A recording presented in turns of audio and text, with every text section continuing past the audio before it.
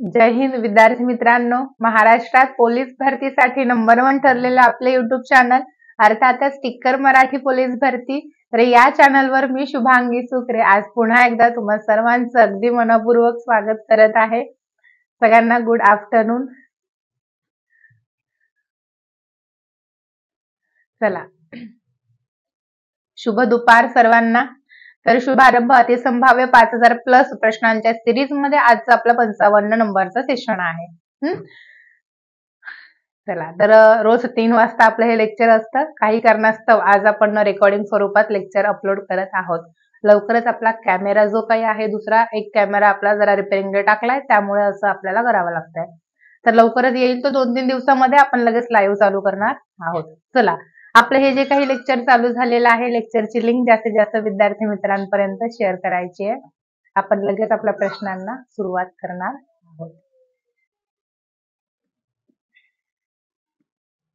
चला, आजचा आपला पहिला प्रश्न आहे, अचूक समानार्थी शब्दाचा पर्याय आपल्याला निवडायचा आहे। अचूक म्हणजेच काय? तर अचूक म्हणजे बरोबर समानार्थी शब्दाचा पर्याय कुठला आहे? कवन हा शब्द आहे, तर कवन या शब्दाचा अर्थ काय? ठराव, गडवा, काय आणि लेखणी। काय येईल बरोबर? आता कवन न बाणाचा आणि न नळाचा दोघांमध्ये फरक आहे। न नळाचा जो काही कवन आहे त्या कवनचा अर्थ आहे कविता किंवा त्याला आपण म्हणतो काव्य। पण न बाणाचा जो काही कवन शब्द आहे, कवन याचा अर्थ होतो कोण किंवा त्याला म्हणतात काय। ठीक आहे, मग इथं काय शब्द दिलेला आहे पर्यायांमध्ये, म्हणून आपला पर्याय कुठला योग्य आहे? तर पर्याय तिसराच योग्य। लेक्चर शेअर करायचे जास्तीत जास्त विद्यार्थी मित्रांपर्यंत। चलो, आणि ज्यांना आवडते त्यांनी सेशन लाईक सुद्धा करून घ्यायचं। पुढचा प्रश्न आहे, अलंकारिक शब्दाची बिनचूक जोडी ओळखा। बिनचूक सांगितली आहे। बिनचूकचा विग्रह काय होतो? चुकीशिवाय, म्हणजे बरोबर जोडी, ज्याच्यात काहीच चूक नाहीये अशी जोडी ओळखायची। या शब्दामुळे सुद्धा आपण कधी कधी प्रश्न उत्तर चुकवतो आपलं। त्यामुळे नीट बघायचंय। अंडी पिल्ली गुप्त गोष्ट, अकबरी प्रथा वाईट प्रथा, अकलेचा कांदा हुशार मनुष्य, इडलीक कडुलिंब।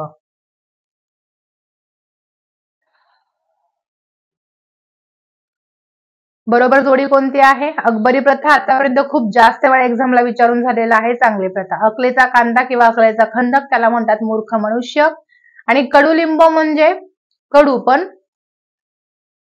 किंवा गुणी व्यक्ती। ठीक आहे,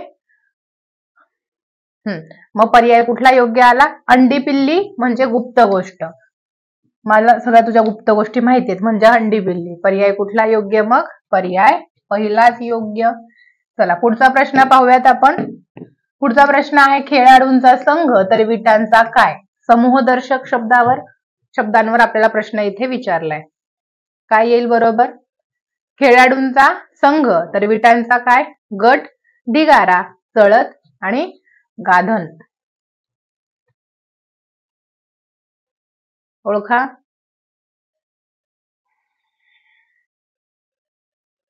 अनेक खेळाडू एकत्र आल्यावर त्यांचा संघ तयार होतो, तसंच अनेक विटा एकत्र आल्यावर विटांचा काय तयार होतो? तर विटांचा ढिगारा तयार होतो। त्यामुळे पर्याय कुठला योग्य? पर्याय दुसराच योग्य। चला, पाहूयात पुढचा प्रश्न। पुढचा प्रश्न आहे आपला, प्रश्नातील वाक्यात रिकामी जागा भरण्यास सर्वात योग्य शब्द निवडायचा आपल्याला। महामार्गावर दिसणारे अपघात लोकांचे मन डॅश डॅश करतात। काय? महामार्गावर दिसणारे अपघात लोकांचे मन काय करतात? सुगरण, सुखासीन, सुकेतन आणि सुन्न। जे रस्त्यावर अपघात ऍक्सिडेंट होत असतात आपले, तर ते ऍक्सिडेंट पाहून लोकांचं मन काय होतं?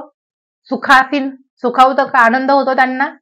सुगरण तर स्वयंपाकात असते, मग काय होतात? तर त्यांना दुःख होतं, त्याच्यामुळे लोकांचे मन सुन्न करतात। म्हणून जरा गाडी चालवताना विचार करत चला। आपण स्वतःची काळजी नाही घेत, पण आपली काळजी कोणीतरी करणार आहे घरात, आई वडील। नाही कोणी नसेल तर आई वडील तर आहेत, त्याच्यामुळे त्यांच्यासाठी तरी निदान गाडी सावकाश चालवत चला। चला, पर्याय चौथा योग्य। पुढचा प्रश्न पाहूयात। ज्ञानेश्वर या शब्दामध्ये किती व्यंजने आहेत? ज्ञानेश्वर शब्दात किती व्यंजने आहेत? 6, 8, 7 आणि 10. काय येईल बरोबर?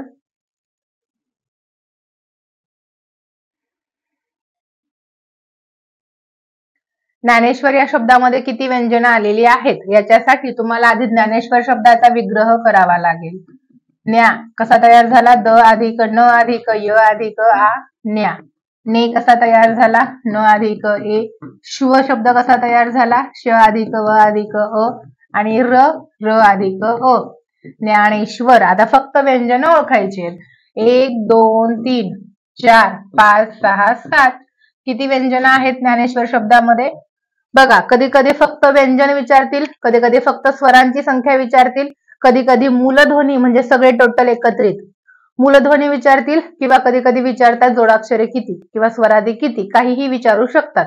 म्हणून आपण विग्रह करून घेतलेलाच बरा असतो. चला, पर्याय तिसरा योग्य. जाऊयात पुढे. पुढचा प्रश्न आहे, मीठ भाकर या शब्दाचे लिंग ओळखा. मीठ भाकर शब्दाचं लिंग आपल्याला ओळखायचंय. स्त्रीलिंग, पुल्लिंग, उभयलिंग आणि नपुंसक लिंग. काय येईल बरोबर?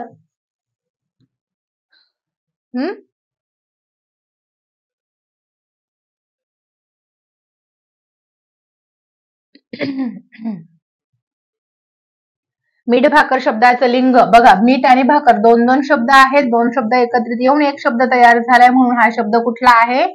सामासिक शब्द आहे. सामासिक शब्दाचा नियम प्रत्येकाला आठवलाच पाहिजे लिंगाच्या बाबतीत. काय आहे नियम? सामासिक शब्दाचं लिंग ओळखत असताना शेवटच्या शब्दाचं जे लिंग असतं तेच लिंग संपूर्ण शब्दाला लागू पडतं. मग भाकर, ती भाकर. जरी मीठ ते मीठ नपुंसक लिंगी असेल तरी शेवटी शब्द आहे भाकर, म्हणून ती मीठ भाकर पूर्ण शब्दालाच ते लिंग लागू पडतं. म्हणजे पर्याय कुठला योग्य? दुसरी वेलांटी असते, लक्षात ठेवा. स्त्रीलिंगी शब्द आहे. पर्याय पहिलाच योग्य. चला, जाऊया पुढे. पुढचा प्रश्न आहे, पेरू 1 रुपया किलो मिळायचे या वाक्यात विभक्ती आपल्याला ओळखायची आहे. आता कोणत्या शब्दाला अधोरेखित असेल विभक्ती ओळखण्यासाठी? तर किलो शब्द जास्तीत जास्त वेळा विचारून झालाय. तसं कुठल्याही शब्दाला अधोरेखित केलं तरी उत्तर सेमच येणार आहे याचं. का? कारण द्या. कारण कुठल्याच शब्दाला प्रत्यय नाहीये. सप्तमी, प्रथमा, द्वितीय, षष्टी. कुठला पर्याय येईल?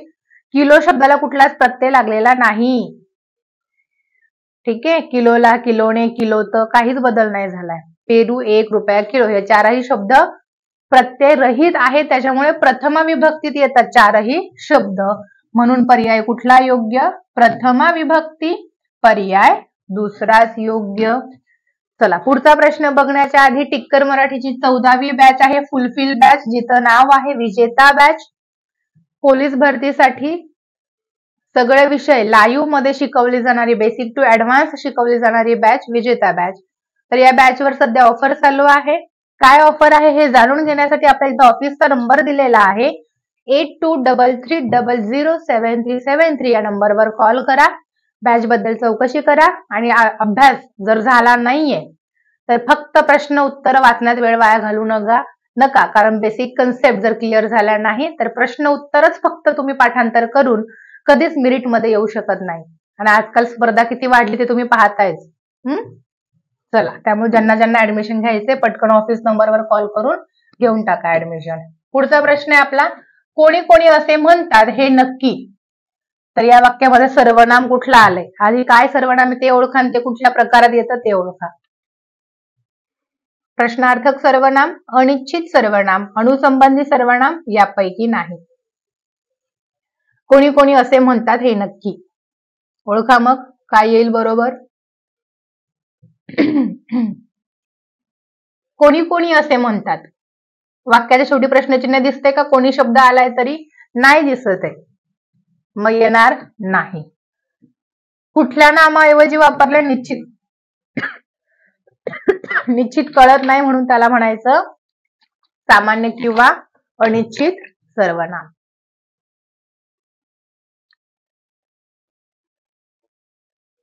आणि अनुसंबंधी मध्ये जो जे जे जा.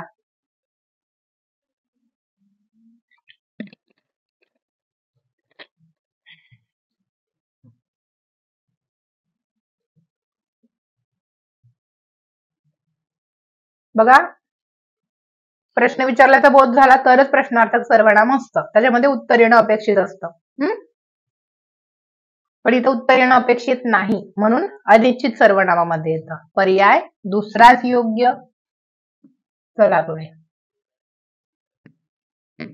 प्रश्नातील वाक्यात रिकामी जागा भरण्यास सर्वात योग्य शब्द निवडा. रिकामी जागा भरायची आहे. अहंकाराने उन्मत्त झालेल्या राजाचे नंतर डॅश डॅश होणे क्रमप्राप्त ठरते. वाक्य पूर्ण करायचे, मग यासाठी 4 पर्यायांपैकी रिकाम्या जागी कुठला शब्द योग्य बसेल तो आपल्याला तिथे बसवायचा आहे. काय होईल राजाचं? बघा, ज्या राजाला अहंकार आलेला आहे, मीच मोठा, माझ्यापेक्षा मोठं कोणीच नाही, असा ज्याला अहंकार आलेला असतो तो नाशास कारणीभूत ठरतो. अहंकार म्हणजे त्या राजाचं नंतर काय अधपतन होणे हे क्रमप्राप्तच आहे. अधपतन प्रोसेस चालू झाली म्हणजे त्याची आता. पर्याय चौथा योग्य. पुढचा प्रश्न आहे, आईच्या आठवणीने तिचे डोळे पाणावले, तर या वाक्यातील क्रियापदाचा प्रकार आपल्याला इथे ओळखायचा आहे. आईच्या आठवणीने तिचे डोळे पाणावले, ओळखा काय येईल बरोबर.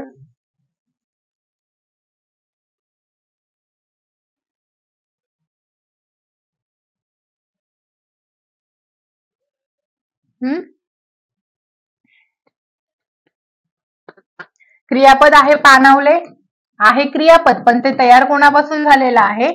पाणी या नामाला प्रत्यय लागून तयार झालेला आहे. म्हणजे हे आहे आपलं नामसाधित क्रियापद. साधित क्रियापदांचे प्रकार जे आपण बॅच मध्ये शिकलो आता 2-3 दिवसापूर्वीच. पर्याय तिसराच योग्य. चला पुढे. थोडस अर्धवटच वाक्य आहे वाटतं. त्याला त्यामुळे मारले. तर या वाक्यामध्ये क्रियाविशेषण अव्यय कुठला आहे ते आपल्याला ओळखायचं आहे.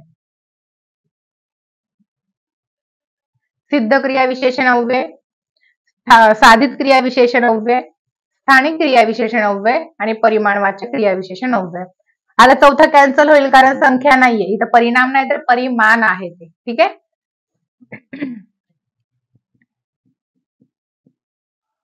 स्थानिक क्रियाविशेषण अव्यय म्हणजे तो काय दगड गातो, ती काय माती गाते, या पद्धतीने आहे का? नाही, म्हणजे तो पण कॅन्सल. आता सिद्ध क्रियाविशेषण अव्यय आणि साधित क्रियाविशेषण अव्यय.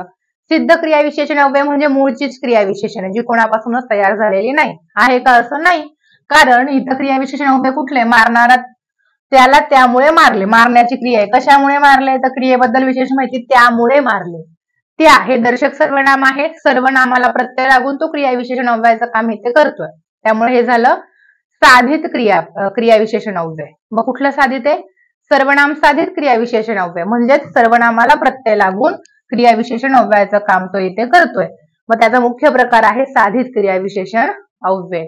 म्हणून आपला पर्याय कुठला योग्य येणार? तर पर्याय दुसराच योग्य येणार. ठीक आहे. पुढचा प्रश्न आहे, मोठी मदत मिळावी सबब तो माझ्याकडे आला. मोठी मदत मिळावी हे झालं पहिलं वाक्य, तो माझ्याकडे आला हे झालं दुसरं वाक्य. जोडले सबब या अविकारी शब्दाने, तर वाक्याचा प्रकार कोणता आहे हे आपल्याला विचारले. उद्देश बोधक, परिणाम बोधक, कारण बोधक, समुच्चय बोधक. ओळखा काय येईल बरोबर.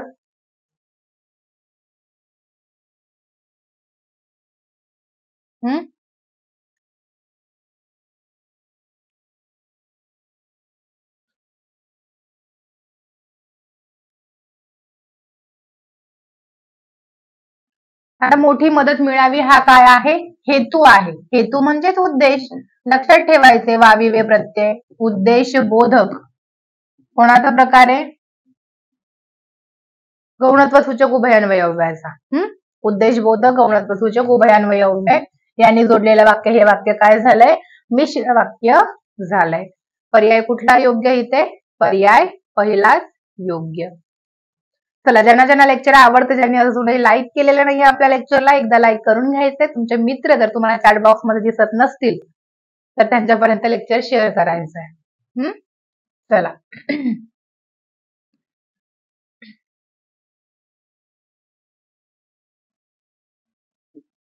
पुढचा प्रश्न, नवनाथ या शब्दाचा समास आपल्याला ओळखायचा आहे. नन तत्पुरुष, नत्रनया, नन तत्पुरुष, कर्मधारय समास, द्विगु समास, द्वंद्व समास. आता नवनाथ माहितीयेत कोण कोण आहेत? आता नावं मला एवढे आठवणार नाही. गोरक्षनाथ, मच्छिंद्रनाथ, जालिंदरनाथ अशी टोटल 9 नाथ आहेत. कोण कोण आहेत अजून माहित असेल कमेंट बॉक्स मध्ये सांगायचंय. एक्झाम मध्ये हे सुद्धा प्रश्न विचारले जातात, हे तुम्हाला याच्यावरून कळालंच आहे. ठीक आहे. चला, नवनाथ म्हणजे नवनाथांचा समूह. मग पर्याय कुठला योग्य? संख्यापूर्व समास आणि विग्रहावरून समूहाचा बोध होतोय म्हणून द्विगु समास पर्याय तिसराच योग्य. चला पुढचा प्रश्न पाहूयात आपण. पुढचा प्रश्न आहे, पुढील म्हण पूर्ण करण्यासाठी योग्य पर्याय निवडायचा. पी हळदनी हो डॅश डॅश. पी हळदनी हो गोरी पिवळी, हळदुली शहाणी. काय येईल बरोबर? पी हळद नि हो गोरी म्हणजेच उतावीळपणा कळतोय. हळद पिल्याने लगेच गोरं होतं का? आता आज अभ्यास केल्याने उद्या पेपर दिलाय पास झालाय का? कुठलीही गोष्ट इन्स्टंट घडत नसते. त्याच्यासाठी काही वेळ पेशन्स ठेवावे लागतात, आपल्याला मेहनत करावी लागते सातत्याने. पी हळदनी हो गोरी पर्याय पहिलाच योग्य. चला पुढे. या कृत्याबद्दल आम्ही येथे जमलेले लोक आपले मनपूर्वक अभिनंदन करतो. आता इथं प्रश्नच नाही विचारलाय, आपण विचारूया आता. या वाक्यात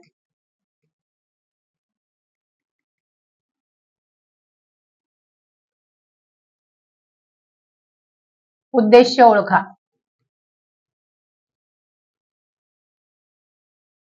अभिनंदन, जमलेले लोक, मनपूर्वक कृत्याबद्दल.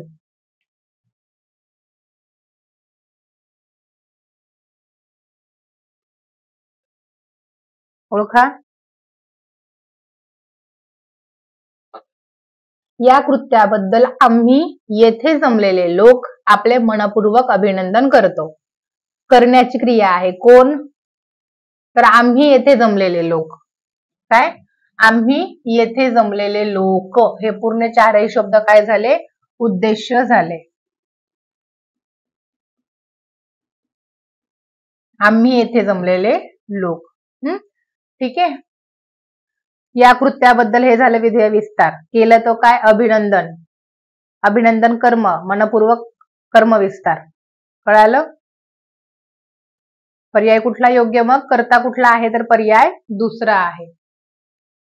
नेक्स्ट क्वेश्चन बघण्याच्या आधी पोलीस भरतीची पूर्ण बॅच लाईव्ह प्लस रेकॉर्डेड तुम्हाला हवी असेल तर ऑफर आहे. 2500ची बॅच तुम्हाला 1200 रुपयाला भेटत आहे. ज्यांना ज्यांना पाहिजे त्यांनी ऑफिस नंबरवर कॉल करायचा आहे.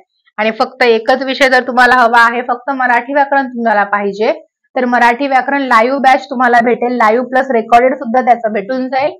तर बॅचवर ऑफर आहे की 599ची बॅच तुम्हाला 399 रुपयाला भेटत आहे. ज्यांना ज्यांना पाहिजे ऑफिस नंबरवर कॉल करायचा आहे. जाऊया पुढे. पुढचा प्रश्न आहे, मी एक ग्रंथ वाचला. तर या वाक्यामध्ये शब्द शक्ती ओळखायची कोणती आहे? लक्ष्यार्थ, वाच्यार्थ, व्यंगार्थ यापैकी नाही. लक्ष्यार्थ म्हणजे लक्षणा शब्द शक्ती. लक्षणा शब्द शक्तीद्वारे जो अर्थ प्रकट केला जातो त्याला लक्ष्यार्थ म्हणतात. वाच्यार्थ म्हणजे अभिधा शब्द शक्ती आणि व्यंगार्थ म्हणजे व्यंजना शब्द शक्ती. ओळखा मग कुठली शब्द शक्ती असेल? मी एक ग्रंथ वाचला. काय येईल?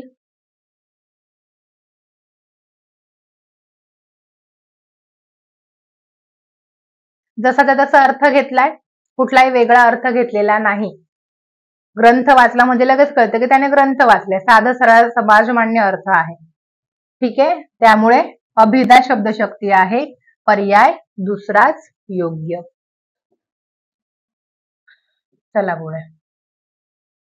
पुढचा प्रश्न आहे, गडगड हा शब्द कोणत्या प्रकारातील आहे? सिद्ध शब्द आणि साधित शब्द हे शब्दाचे 2 प्रकार आहेत मुख्य. त्यातल्या साधित शब्दावर हा प्रश्न आहे. साधित शब्दाचे 4 उपप्रकार पडतात. उपसर्ग घटित, प्रत्यय घटित, अभ्यस्त आणि सामासिक. तर ओळखा काय येईल बरोबर? गडगड.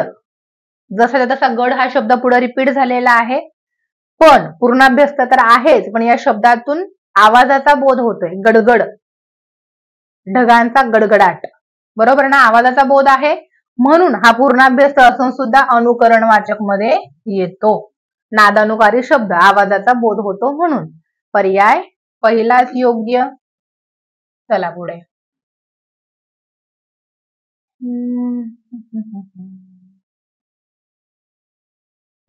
पुढचा प्रश्न आहे, खालीलपैकी समानार्थी शब्दाची बरोबर जोडी ओळखायची आपल्याला. समानार्थी शब्दाची बरोबर जोडी. ह्रस्व दीर्घ समानार्थी सांगितले. हर्ष खेद, होडी नौका, स्वर्ग नरक. आता ह्रस्व म्हणजे लहान, दीर्घ म्हणजे मोठा, विरुद्धार्थी आहे. हर्ष म्हणजे आनंद, खेद म्हणजे दुःख, विरुद्धार्थी आहे. स्वर्ग आणि नरक, जो चांगली कामं करतो, पुण्याची कामं करतो, स्वर्गात जातो. जो वाईट कामं करतो, इतरांना फसवतो, खोट्या शब्दात घेतो, सगळ्यांशी खोटा वागतो, प्लॅनिंग करतो, प्लॅनिंग करून भांडणं लावतो सगळ्यांमध्ये, तो नरकात जातो. कळालं? हे दोघं एकमेकांच्या अपोजिट. उरला एकच, होडी या शब्दाला समानार्थी शब्द आहे नौका. पर्याय तिसराच योग्य. चला लेक्चर लाईक करून घ्या तोपर्यंत.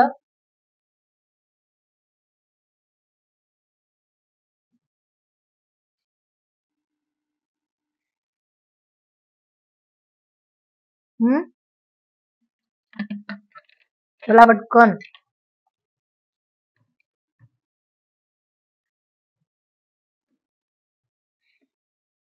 चलो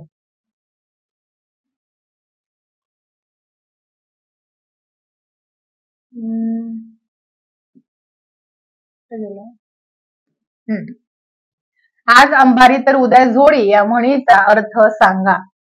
आज अंबारी तर उद्या झोळी म्हणजे आज राजात उद्या गरीब, कधी वैभव तर कधी दैन्य. आज हत्तीवर तर उद्या भिकारी, हत्तीवरून भीक मागणे.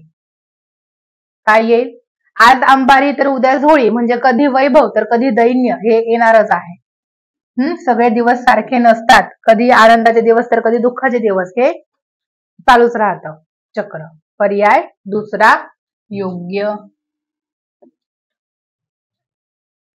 चला पुढे. पुढचा प्रश्न आहे, मिलींचा पतंग उंच उडाला या वाक्यात विभक्ती ओळखायची आहे. आता अधोरेखित आहे मिलिंद शब्दाला.